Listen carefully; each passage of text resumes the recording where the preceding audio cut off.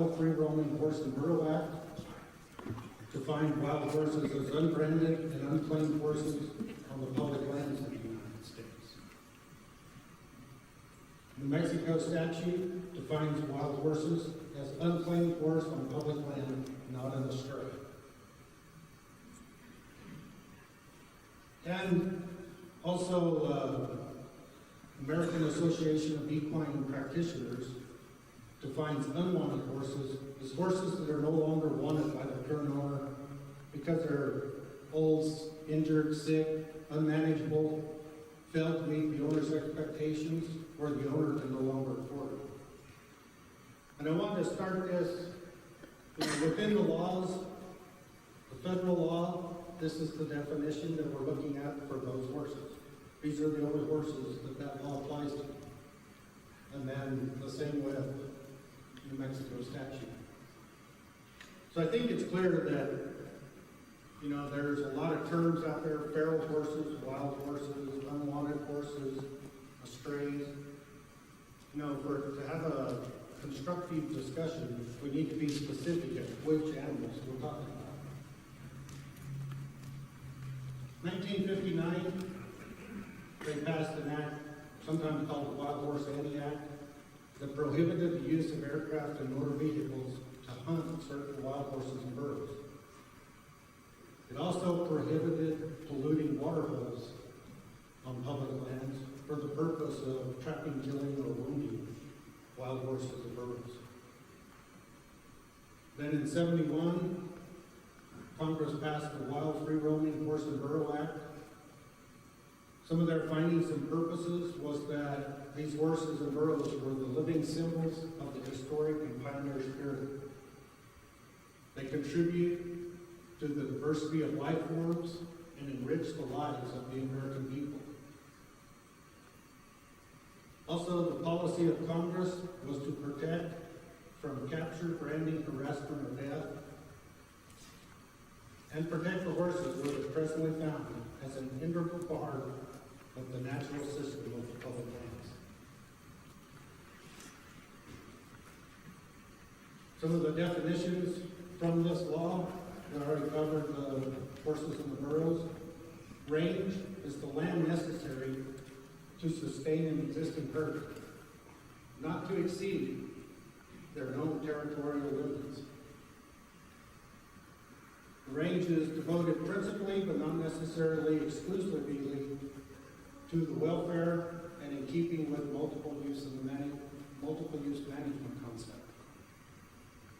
And they define public lands as any lands administered by the Secretary of the Interior or Agriculture through the BLM and Forest Service. Management for these horses and burros, managed as a component of the public lands to achieve and maintain a thriving natural ecological balance. Management is also through consultation with the State Wildlife Agency, and activities shall be at a minimal feasible level. Overpopulation can be controlled with an order for old, sick, and lame animals to be destroyed in the most humane manner, or captured and removed for private maintenance. If these horses stray on public land, or from public to private land, the owner of the private land is supposed to inform the federal marshal or agent of the secretary, who shall arrange for the removal of the animals. But nothing prohibits the landowner from maintaining the free wild roaming horses and burros. But he's not allowed to willfully or remove or entice from the public land, and shall still notify the appropriate agent. The law does not authorize the relocation of wild horses to areas of public lands where they do not presently exist. The criminal provisions of this act, willful removal or attempt to remove a wild free roaming horse or burro without authority, convert a wild horse to private use without authority, maliciously cause death or harassment, process into commercial products the remains of wild horses, or selling horses and burros maintained on private land. The Federal Land and Policy Management Act of 1976 amended the Wild Horse and Burro Act and said that they may use or contract helicopters or for the purpose of transporting captured animals use motor vehicles. It also requires that to do this, they need a public hearing and be under the direct supervision of the Secretary. And the Act of 1959 would not be applicable. And it shall be in accordance with humane procedures. The Public Rangeland Improvement Act of 1978, or PREA, also amended the Wild Horse and Burro Act. It determined that certain amendments are necessary to avoid excessive costs and to facilitate the humane adoption or disposal of excess horses and burros, because they may exceed the carrying capacity of the range, or they pose a threat to their own habitat, fish, wildlife, recreation, water and soil conservation, domestic livestock raising, and other rangeland values. PREA also required the inventory of the public rangeland for condition and trend, which was also required by FLIPMA, and added in the inventory of wild free-roaming horses and burros to make determinations as to overpopulation, whether action should be taken to remove excess animals, and to determine the appropriate management levels. The original act didn't define excess animals. That was added by PREA. That definition is animals that have been removed by the Secretary pursuant to applicable law and must be excess animals must be removed to preserve and maintain thriving natural ecological balance and multiple use relationship. PREA also called for the management and maintain or improve the conditions of the public rangelands.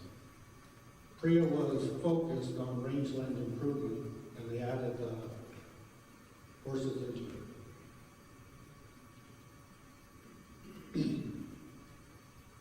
PREA also stipulated the removal and destruction of excess animals in the order and priority. Shall order old, sick, and lame animals to be destroyed in the most humane manner. Capture them for adoption where adoption demand exists. And where adoption demand doesn't exist, destroy them in the most humane and cost-efficient manner possible. The Act of 1996 further amended the Wild Horse and Burro Act.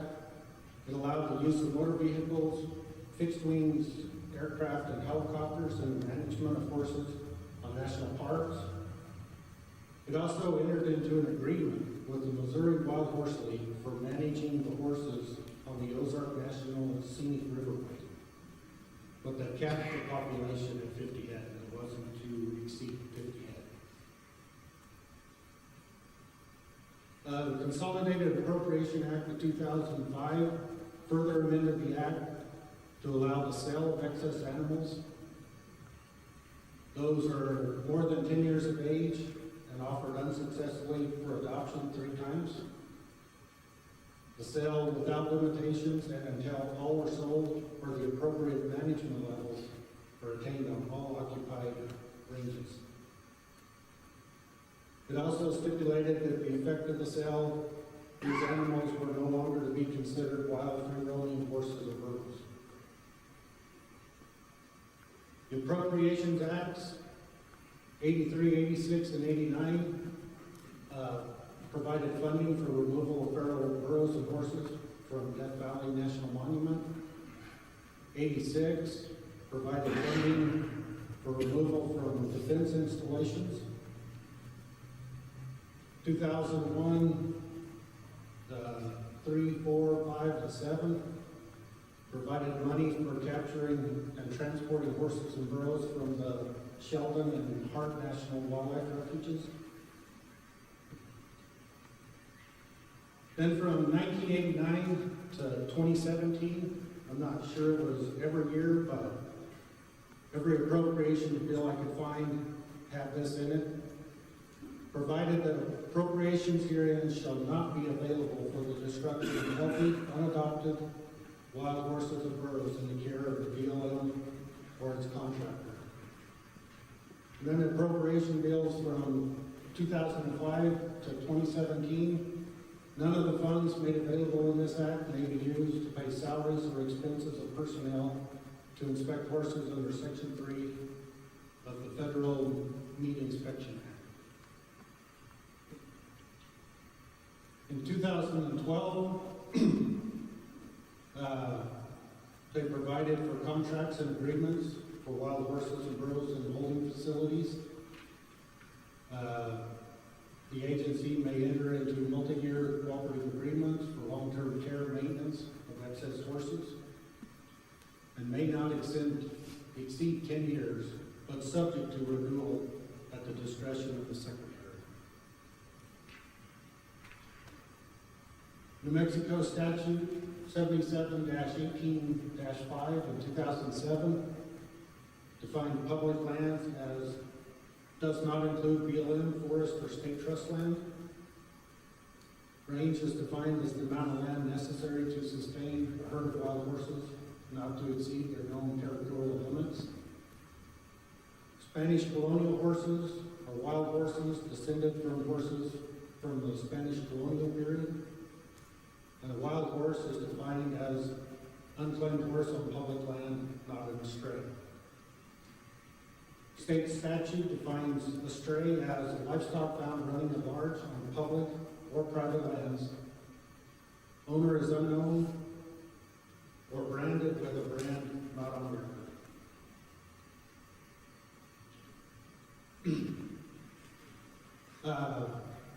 Wild horses captured on public land, they're to determine if they're Spanish colonial horses, and if they are, be relocated to state and private wild horse preserves.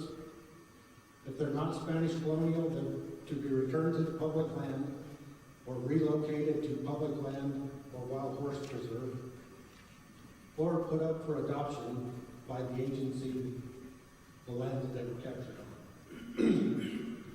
The Museum of Southwest Biology at UNM, the Mammal Division, is to determine when a wild horse herd exceeds the number of horses to preserve genetic stock of the herd and preservation of the range. They may cause control through birth control, humanely captured and relocated to other public land, put up for adoption, or euthanized if the veterinary determines they're crippled or otherwise unhealthy. So we heard public land a lot of times, so I put the definitions of public lands. In 1914, the Law Dictionary defined public land as such lands are subject to sale or other disposition by the United States under general laws. 1971 Wild Horse and Burro Act, any lands administered by the Secretary of the Interior through the BLM or by the Secretary of Ag through the forest.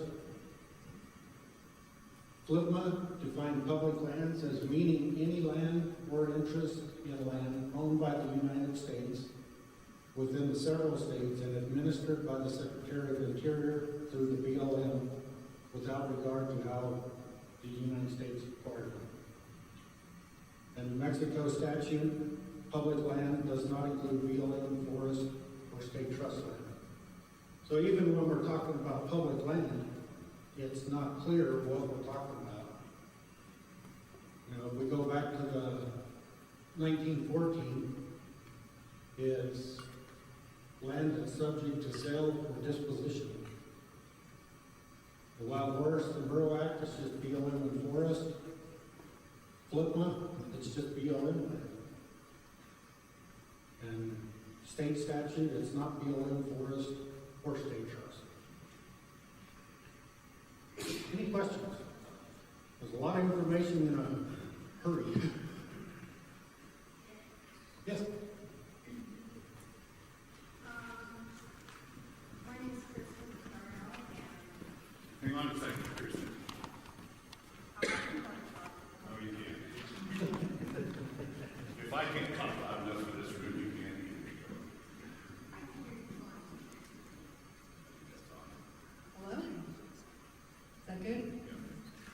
My name is Kristen Dardell, and I'm representing New Mexico Horse Council. And I have one question on your wild horse definition. It says any horse on unclaimed land. Does that indicate that feral horses would be considered wild?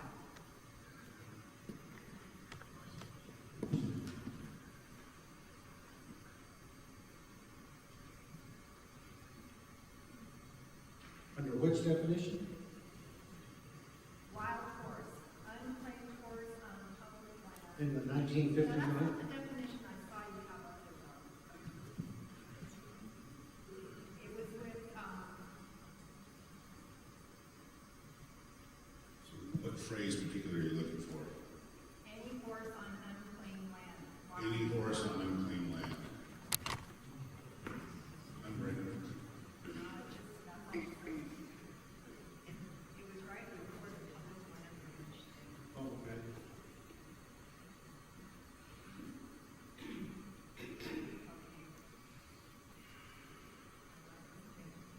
Right there.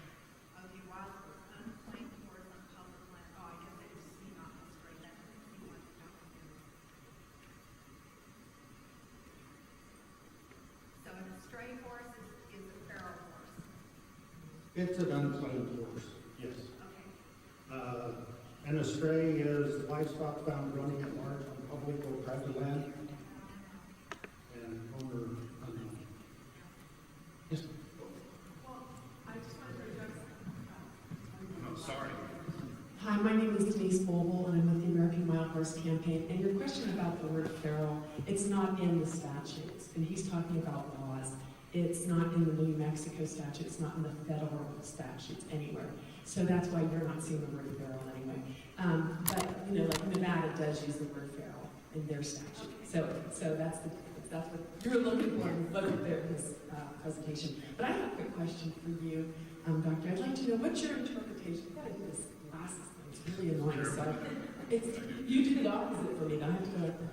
So what is your interpretation on one of your first slides about the Wild Free Roaming Horses and Burros Act, where it said the land shall be managed primarily, but not exclusively for horses? What's your interpretation of that?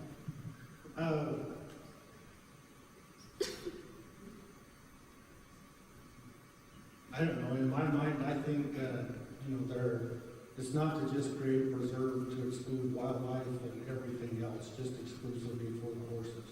I mean, it talks about multiple use, and the agency has mandates for multiple use, and I think this law was just carrying on with that.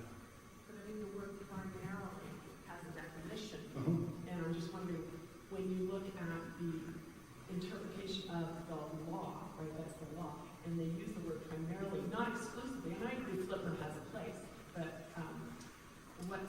how do you get to primarily? What do you think of that? I mean, do you think it's unimportant? I mean, if it said primarily for cattle, you have a feeling about that probably. I'm not a lawyer, so I can't really get to the specifics of what the meaning is behind it. That's what it said. Thank you very much. Thank you. All right. We're going to have to keep going, folks, but we will have discussion, so we can always revisit this later. So, yeah, change it over.